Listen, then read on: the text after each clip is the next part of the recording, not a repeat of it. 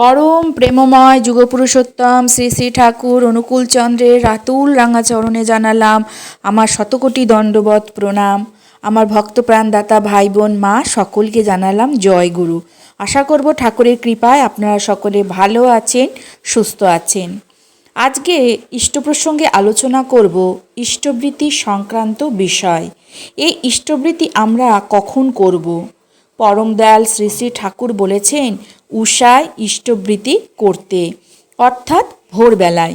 এই সময় ভোরবেলায় ওঠাটা তো আমাদের অসম্ভব হয়ে উঠেছে। গরমকালে ভোরবেলায় উঠতে তো কোনো রকম সমস্যা হয় না, কিন্তু শীতকালে যে হারে এখন ঠান্ডা পড়েছে, এই ঠান্ডায় ভোরবেলায় ঘুম থেকে ওঠাটা সত্যিই একটা কষ্টের ব্যাপার, ঝামেলার ব্যাপার। এমন অনেকেই আছেন যারা ভোরবেলায় উঠতে পারেন না। ইষ্টবৃত্তি করবার সময় একটা কাজ করবার জন্য ঠাকুর নিষেধ করেছেন। সেটা কি কাজ? সেটা হলো দন্দিবৃত্তি। এই দন্দিবৃত্তি করলে ইষ্টবৃত্তিটা কোনো কাজই করে না। তাই পরম দয়াল শ্রী শ্রী ঠাকুর বারবার আমাদের দন্দিবৃত্তি করতে নিষেধ করেছেন। আমাদের মধ্যে অনেকেই আছেন উষায় ইষ্টবৃত্তি করেন না। এই উষায় যদি ইষ্টবৃত্তি করা না হয়, সেই ক্ষেত্রে কি করা যায় সেই বিষয়ে আজকে আমরা আলোচনা করব। এই বিষয়ে পরম দয়াল শ্রী শ্রী ঠাকুর কি বললেন? উষা নিশায় মন্ত্র সাধন, চলা ফেরায় জপ, যথাসময় ইষ্ট নিদেশ মূর্ত করাই তব। তাহলে আমাদের ইষ্টবৃত্তিটা ভোরবেলায় করতে হবে। আমাদের ভোরবেলায় উঠতে গেলে রাতের বেলায় আমাদের ঘুমাতে যাওয়ার সময়টা ঠিক করতে হবে। রাতের বেলায় যদি দেরিতে ঘুমাতে যাই, তাহলে সকালবেলায় ঘুম থেকে উঠতে দেরি হবে। এর ফলে আমরা ঠাকুরের কাছে ঠিক সময় ইষ্টবৃত্তিটা পৌঁছাতে পারবো না। পরম পূজ্যপাদ শ্রী শ্রী বরদা বললেন, ইষ্টবৃত্তি না করলে আসল আনন্দ থেকে আমরা বঞ্চিত হই। তাহলে যারা ভোরবেলায় ইষ্টবৃত্তি করি না, তাহলে তারা কি সত্যিই আসল আনন্দ পাওয়া থেকে বঞ্চিত হয়? হ্যাঁ, ব্রহ্ম মুহূর্তে ইষ্টবৃত্তি করার একটা আলাদাই শক্তি আমাদের শরীরে সঞ্চিত হয়। ব্রহ্ম মুহূর্তে ইষ্টবৃত্তি করলে আমাদের কর্ম উৎসাহ বাড়ে, উদ্দীপনা বাড়ে। এগুলো না করলে সত্যি সত্যি একসময় আমরা অলস হয়ে যাব। এর ফলে আমাদের শরীরে নানা রকমের রোগ বাসা বাঁধে এবং আমরা অসুস্থ হয়ে পড়ব। তাই ইষ্টবৃত্তি তখনই কাজ করে যখন ইষ্টবৃত্তিটা ঠিক সময় করা হবে। তাই ঠাকুর যে সময় নির্দিষ্ট করে গেলেন, সেই সময় ইষ্টবৃত্তি পালন করতে হবে। জানুয়ারি মাসে প্রার্থনার সময় আলাদা, আবার ফেব্রুয়ারি মাসে প্রার্থনার সময় কিন্তু আলাদা। রাজ্যভিত্তিক প্রার্থনার সময় কিন্তু আলাদা আলাদা দেওয়া আছে।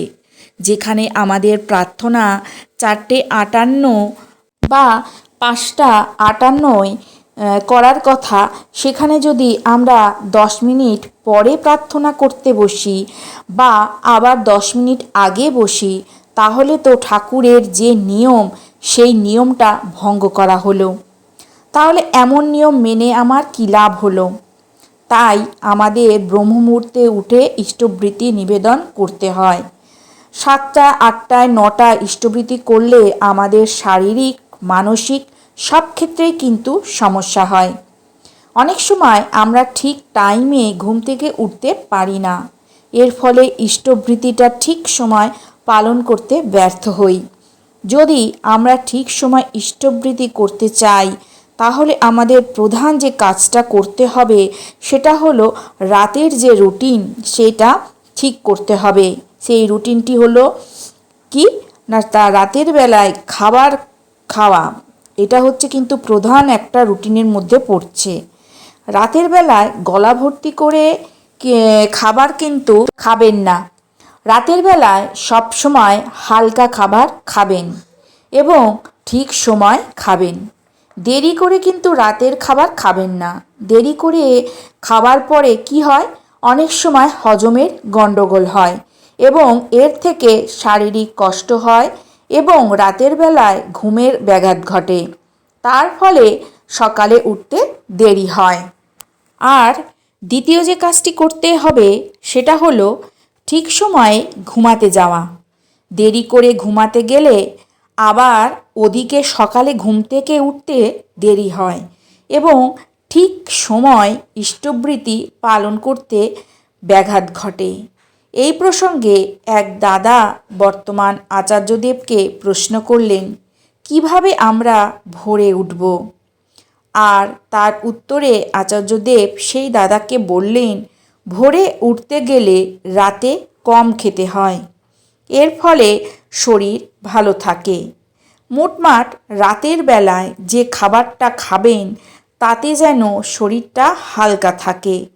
কেউ মুড়ি খান, কেউ রুটি খান, মোটমাট পেট হালকা করে খান। এর ফলে আপনারা ভোরবেলায় ঘুম থেকে উঠতে পারবেন এবং ঠাকুরের নির্দেশ পালন করতে পারবেন। ব্রহ্মমুহূর্তে উঠে আপনারা 10 দিন ইষ্টবৃতি ভালোভাবে পালন করে দেখুন। সত্যিকারে একটা উৎসাহ পাবেন, আনন্দ পাবেন। এই ব্রহ্মমুহূর্তে ঠাকুর আমাদের কোথায় যেতে বললেন? ঠাকুর আমাদের ছাদে যেতে বললেন। এতে আমরা প্রকৃতিকে কাছ থেকে দেখতে পাই এবং প্রকৃতিকে অনুভব করতে পারি।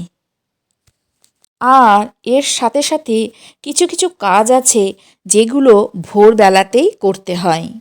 তাই পরম দয়াল শ্রী শ্রী ঠাকুর বললেন ব্রহ্মমুহূর্তে নাম ধ্যান করার কথা। এই নাম ধ্যান করলে শরীর সুস্থ থাকে, তার সাথে সাথে মনটাও ভালো থাকে। এখন মানুষ এত অস্থির মানসিকতার হয়ে উঠেছে যে একটুতেই তারা যেন দিশা হারিয়ে ফেলে। তাই শ্রী শ্রী ঠাকুর ইষ্টবৃত্তির জন্য যেটুকু সময় নির্ধারণ করে গেছেন সেই সময়েই আমাদের ইষ্টবৃত্তি করতে হবে। হয়তো অনেকের মনে জিজ্ঞাসা থাকতে পারে যে বিশেষ করে যারা নতুন, বুঝতে পারেন না বা পারছেন না কোন ভাষায় ইষ্টবৃত্তি করবেন, তাদের জন্য বলি ইষ্টবৃত্তি আপনারা সব ভাষাতেই করতে পারেন। তারপর ইষ্টবৃত্তি ঠিক সময় পাঠানো, এইগুলো ঠিকঠাকভাবে করতে হয়।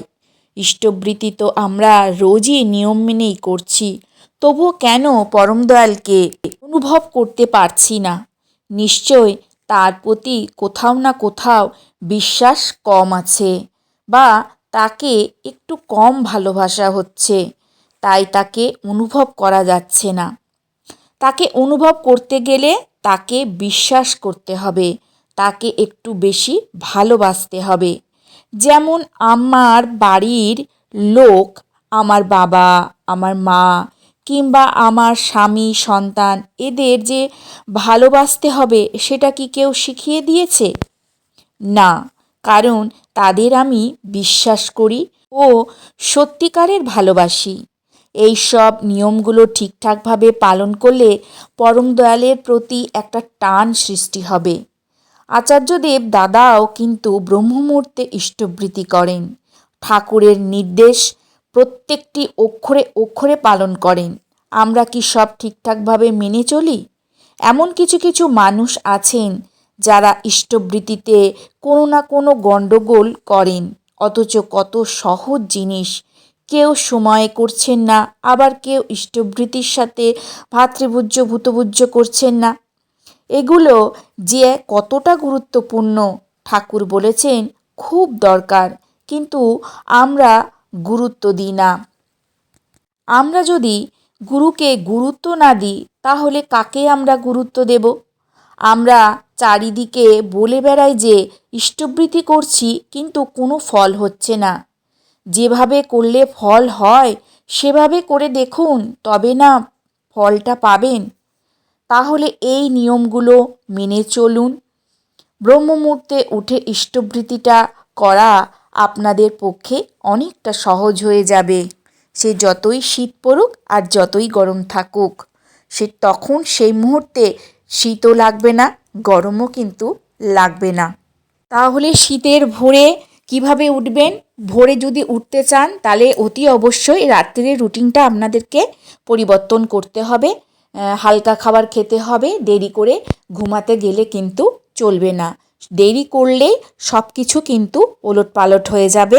তাহলে ইষ্টবৃত্তিটাও আমরা কিন্তু ঠিকঠাকভাবে ঠাকুরের চরণে অর্পণ করতে পারবো না। তাহলে আজকের ভিডিওটা এখানে শেষ করছি। আশা করব আজকের ভিডিওটা আপনাদের ভালো লাগবে।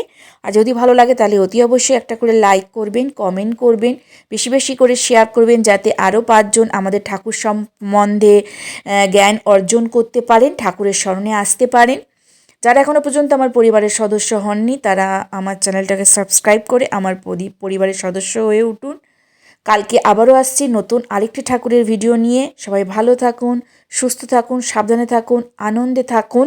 ঠাকুরের কাছে এই প্রার্থনা করি, ঠাকুর সর্বদাই যেন আপনাদের ভালো রাখে, আপনাদের মঙ্গল করে।